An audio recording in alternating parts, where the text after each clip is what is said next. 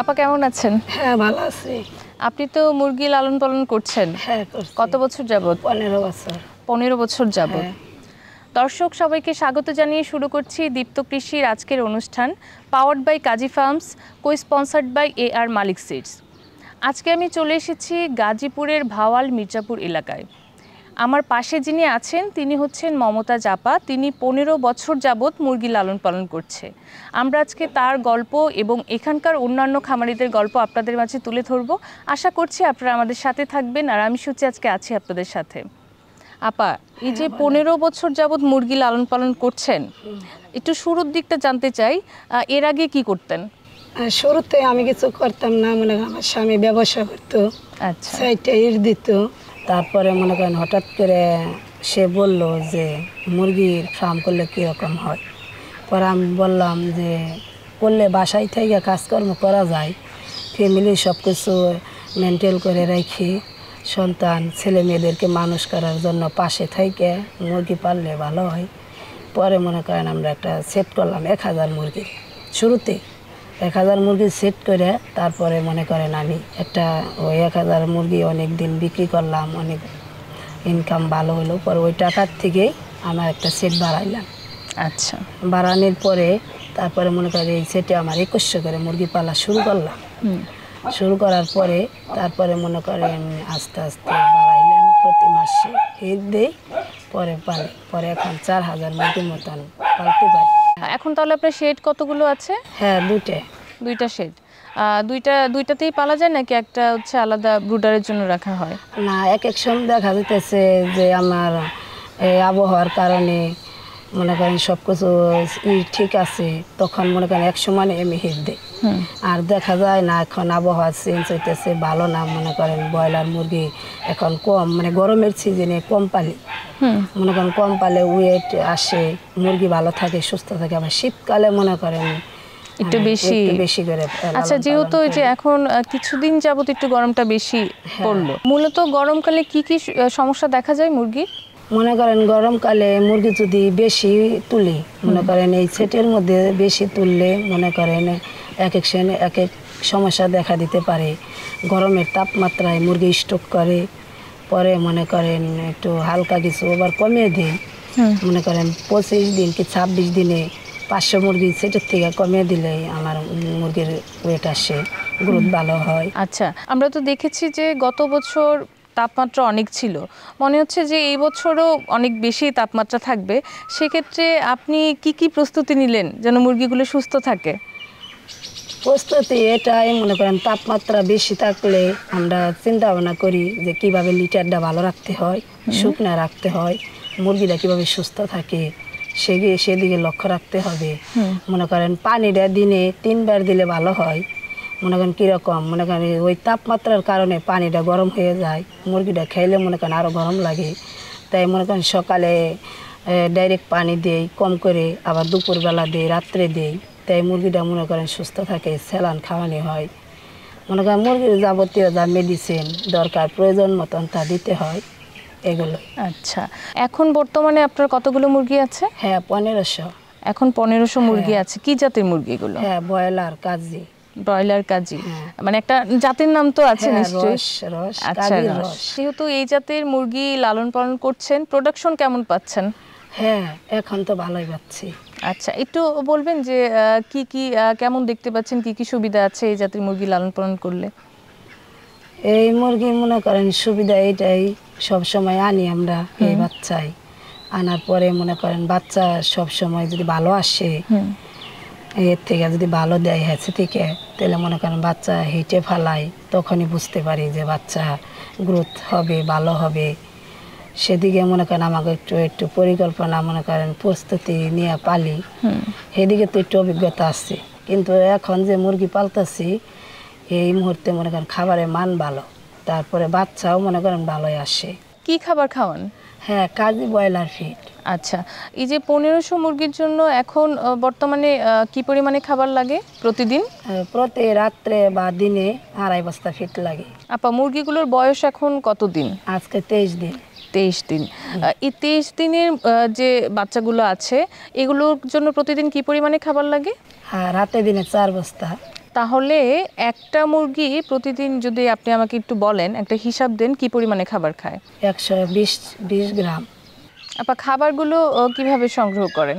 হ্যাঁ, আমাদের ডিলার আছে কাজী ফিটে, তো সেখান থেকে আমরা সংরক্ষণ করে আনি। এমনিতে কি ডিলারদের কাছ থেকে আপনি কোনো পরামর্শ বা সাহায্য সহযোগিতা পান? হ্যাঁ, পাই। মনে করেন হলো এখন আমার মুরগির একটা কিছু হইলো, তখন ফোন দিলাম যে আমার মুরগির এই সমস্যা, তখন সে জায়গা থেকে ডাক্তার পাঠায়, আসে দেখে পরামর্শ দেওয়া যায় যে এইভাবে মুরগিগুলো করেন, কন্ট্রোল আনেন বা এই মেডিসিন খাওয়ান, সুস্থ হবে, সেদিকে লক্ষ্য রেখা করি। আচ্ছা, তাহলে তো ওনারা হচ্ছে ওনাদের কাছ থেকে আপনি ভালো পরামর্শ পান। আচ্ছা, একটু জানতে চাই, যেহেতু হচ্ছে আপনি মুরগি লালন পালন করছেন, ভ্যাকসিন তো দিতে হচ্ছে, সেটা কিভাবে দিচ্ছেন? কতগুলো ভ্যাকসিন লাগে? মনে করেন মুরগি আনার পরে 3 থেকে 6 দিনের ভিতরে একটা ভ্যাকসিন করি, তারপরে আবার 10 দিন থেকে 12 দিনের ভিতরে করি। মোট মনে করেন 4টা ভ্যাকসিন করা হয়। তারপরে মনে করেন 17 দিন থেকে 18 দিনের ভিতরে করি, আর 22 দিন পরের থেকে একটা করি, শেষ। আচ্ছা, কি কি রোগের জন্য করেন? মনে করেন গাম্বুরু, রানীক্ষেত, এই 2টা রোগের জন্য ভ্যাকসিন করা হয়। মনে করেন ওটা তো এই সিস্টেম মতনই করার লাগে, আবহাওয়ার কারণে বা বয়সের ভিত্তিতে ভ্যাকসিন করা হয়। আপা, এই যে আপনার এত বছর যাবত মুরগির খামার, প্রতি চালানে আপনার মৃত্যুর হার কেমন থাকে? মনে করেন এতগুলো মুরগি পাললে মৃত্যুর হার 1 থেকে 150 এর ভিতরেই থাকে। আপনার সেটা তো দেখতে পাচ্ছি একেবারে গাছের নিচে, আর সেটা আসলে এই যে গাছের নিচে করলেন, এটা কি করা ঠিক হয়েছে? আপনার কি মনে হয়? আমার মনে হয় যে তাপমাত্রা, আবহাওয়ার কারণে গাছের নিচে থাকলে ঘরটা মনে করেন ঠান্ডা থাকে, হালকা বাতাস মুরগির শরীরে লাগলে মুরগিটা ভালো থাকে, এই পরিকল্পনা নিয়ে এই গাছের নিচে সেটটা করছি। ঠিক আছে, এছাড়া আর কি কি বায়োসিকিউরিটি মেনটেন করছেন আপনি? মনে করেন সেটের চারপাশে পরিষ্কার পরিচ্ছন্নতা রাখা হয়, তারপরে মনে করেন আমরা একটা স্প্রে রাখি। আচ্ছা, প্রতিদিন সকালে স্প্রে বলতে কি জীবাণুনাশক? হ্যাঁ, জীবাণুনাশক। আচ্ছা, সেটা মনে করেন চারপাশ দিয়ে করা হয়, স্প্রে করে দেওয়া হয়, জানি ওটা ভালো থাকে, সুস্থ থাকে মুরগিদের। তাছাড়া খামারে ঢোকার পূর্বে তো ভালোভাবে হাত পা ধুয়ে পরিষ্কার মতন, মানে জুতা আলাদা ব্যবহার করি, যে যেন ওই বাইরের জুতা নিয়ে ভিতরে ঢুকি না। আচ্ছা, মনে করেন ওই জায়গায় রাখার মতন জুতা ব্যবহার করি, সেই জুতা পরে ভিতরে ঢুকি। আপা, যেহেতু এখন আপনার খামারে 1500 মুরগি, 23 দিন বয়স, এগুলো বিক্রি করবেন কবে? বিক্রি করব আর 1 সপ্তাহ। আচ্ছা, তো একটু জানতে চাই, এই 1500 মুরগির পিছনে আপনার এই পর্যন্ত কেমন খরচ হয়েছে? এই পর্যন্ত মনে করেন সেট ওঠা পর্যন্ত 5 থেকে 6 লাখ টাকা খরচ যাবে। মানে ওষুধে, তারপরে বিদ্যুৎ বিল আছে, তার পুষ লাগে, তারপরে খাবার, এগুলো মিলে বাচ্চার দাম, সব কিছু মিলে এত টাকাই খরচ যাবে। আচ্ছা, তো এর থেকে কি মনে হচ্ছে লাভবান কেমন হতে পারেন? এখনও মনে করেন মুরগি, ব্রয়লার মুরগি ওরা বলা যায় না, ওয়েট আসলে রেট ভালো যদি পাই তাহলে মনে করেন ওইরকমভাবেই লাভবান হয়। আর যদি দেখা যাচ্ছে যে ওয়েট কম, বাচ্চার দাম বেশি এখন, তাহলে ওই দিক দিয়ে লক্ষ্য করলে হয় মনে করেন আমরা যেভাবে সিস্টেম মতন পালি তখন এইভাবে লাভবান হতে পারি। আপা, এই খামার নিয়ে আপনার ভবিষ্যতে আর কি পরিকল্পনা আছে? মানে যতটুকু মনে করেন আমি করছি, এই খামার নিয়ে আমার সব কিছু। মনে করেন ছেলে মেয়ে মানুষ করা, নিজের সংসারে মনে করেন সব কিছু এই মুরগির থেকে, এই খামার করে আমি অনেক লাভবান হয়েছি আল্লাহর রহমতে। মনে করেন আমি যা করছি এই পোলট্রি ফার্ম করে করছি। আপা, আপনার সাথে কথা বলে আজকে অনেক ভালো লাগলো। আজকের মতো আপনার কাছ থেকে বিদায় নিব, আপনি ভালো থাকবেন। আচ্ছা, ভালো। আপনার সাথে আমার কথা বলে অনেক ভালো লাগে, আশা করি আপনিও ভালো থাকেন। জি, আল্লাহ হাফেজ। হ্যাঁ, আসসালামু আলাইকুম। ওয়ালাইকুম আসসালাম।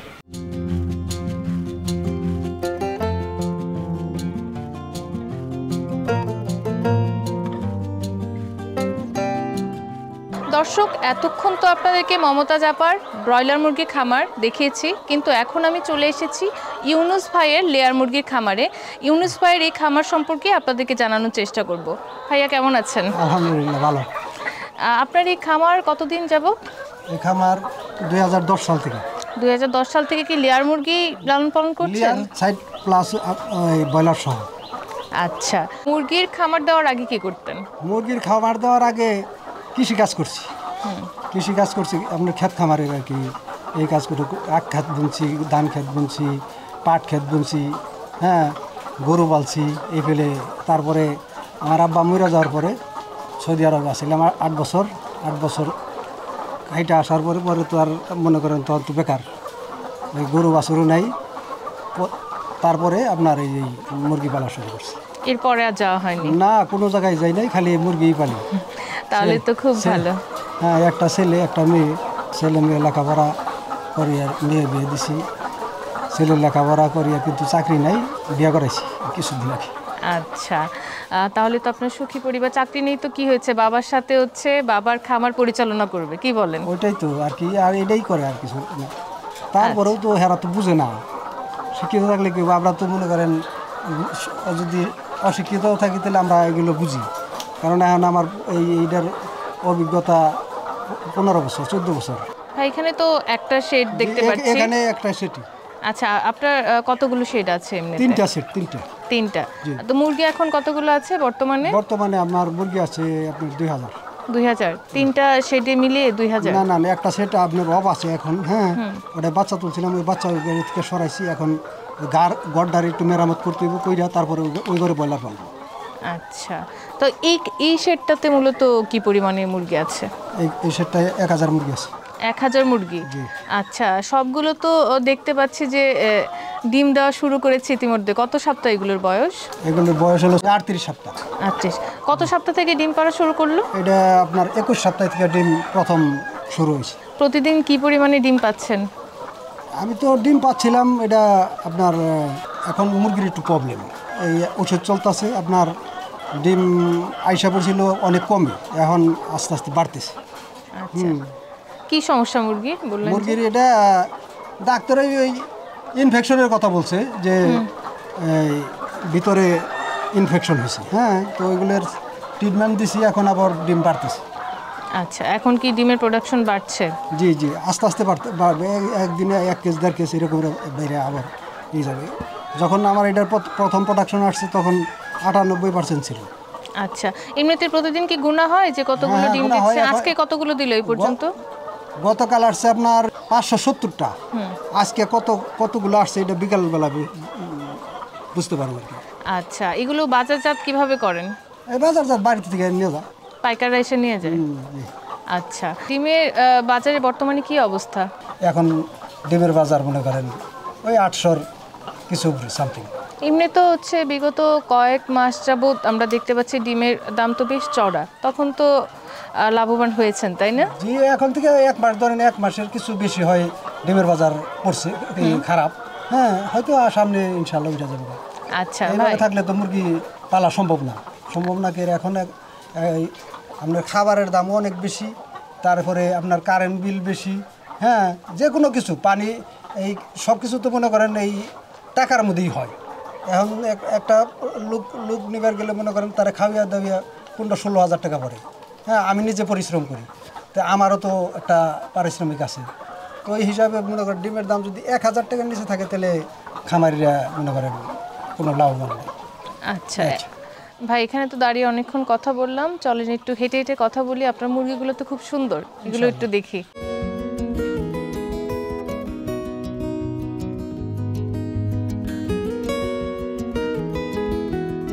ভাই, এই মুরগিগুলো আর কতদিন ডিম পারবে?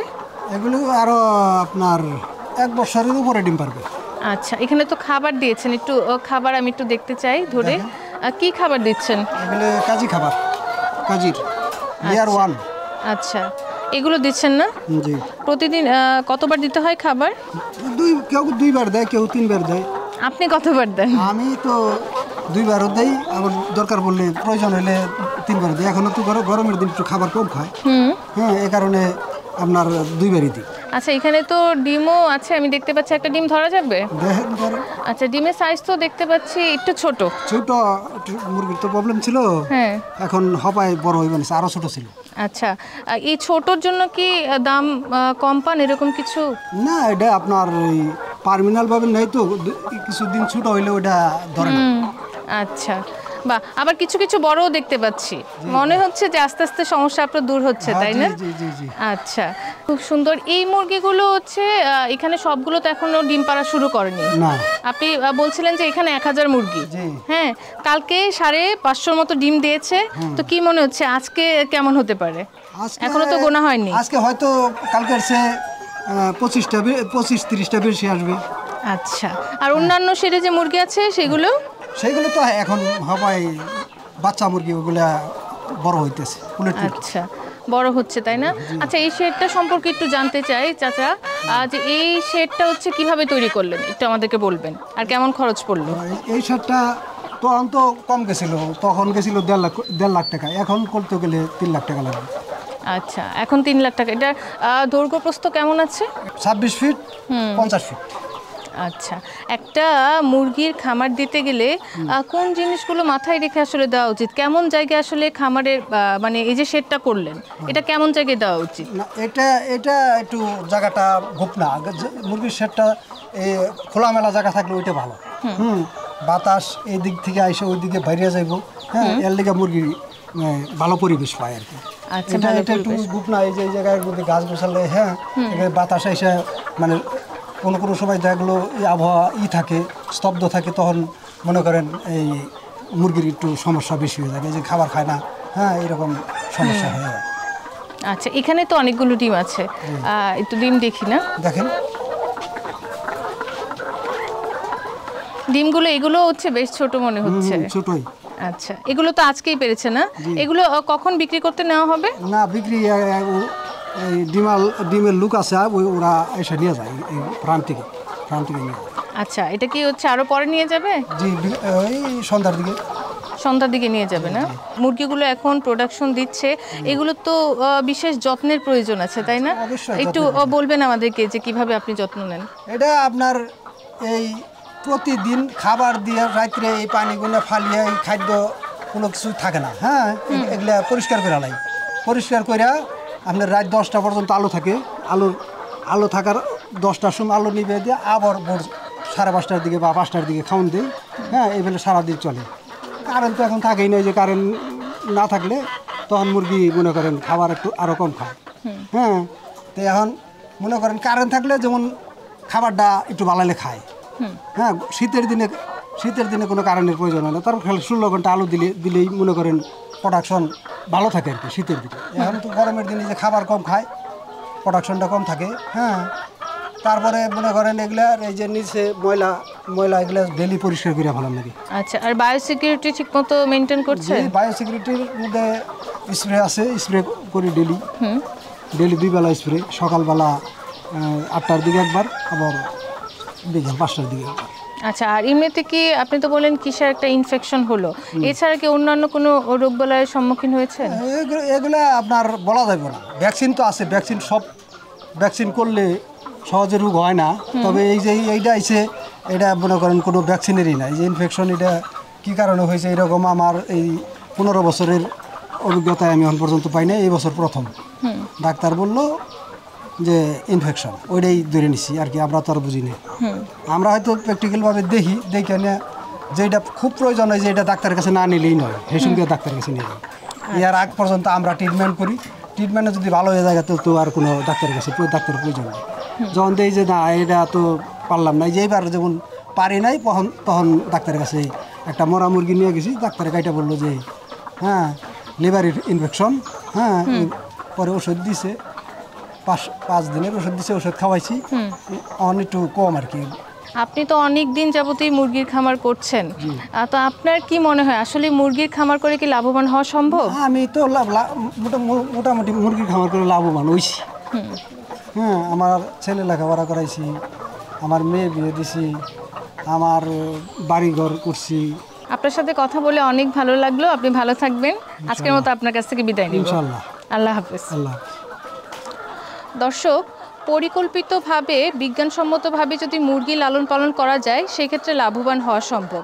সাধারণত আমরা দুইভাবে মুরগি লালন পালন করতে পারি, পারিবারিকভাবে এবং বাণিজ্যিকভাবে। প্রথমে যদি পারিবারিকভাবে মুরগি লালন পালন করা যায় সেক্ষেত্রে অভিজ্ঞতা অর্জন করে কিন্তু সেটাকে বাণিজ্যিকভাবে রূপান্তরিত করে অধিক পরিমাণে লাভবান হওয়া যায়। আপনারা সবাই ভালো থাকুন এই প্রত্যাশা রেখে আজকের মতো বিদায় নিচ্ছি দীপ্ত কৃষির অনুষ্ঠান থেকে। Powered by Kazi farms, co-sponsored by AR Malik seeds.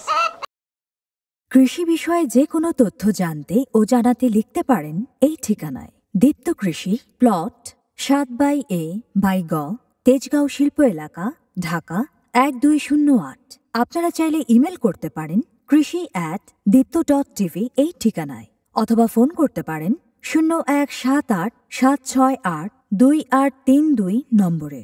শুক্রবার ছাড়া প্রতিদিন সকাল 9টা থেকে বিকেল 5টা পর্যন্ত।